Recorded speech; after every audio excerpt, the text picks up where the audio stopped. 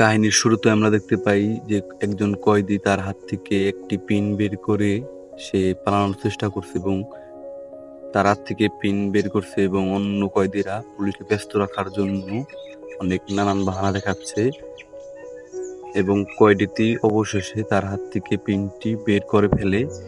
এবং তারপরে তার কয়েদি সে খুলে ফেলে এবং তৎক্ষণাৎ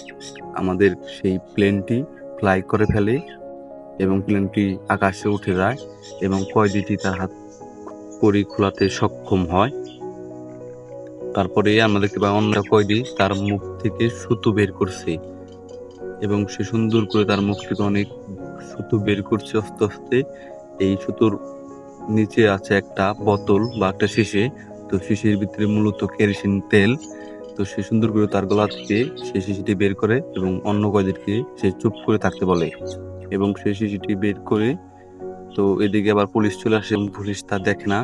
এবং সে শিশিটি বের করে একটা মেথের কাঠি এবং একটি শিশি বের করে এবং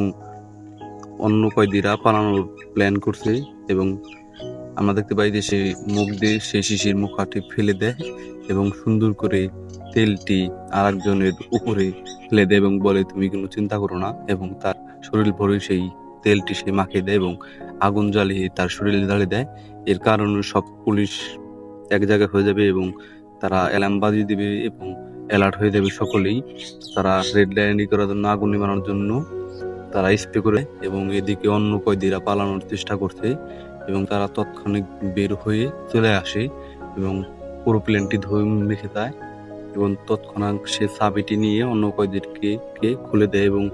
পুলিশ তৎক্ষণাৎ প্লেনের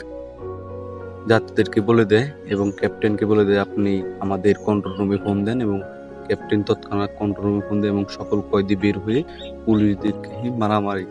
করে পুলিশের সাথে। এই ছিল আজকের ভিডিও। এই ভিডিওর সেকেন্ড পার্ট পেতে চ্যানেলটি অবশ্যই সাবস্ক্রাইব ও লাইক করবেন। Subscribe to my channel.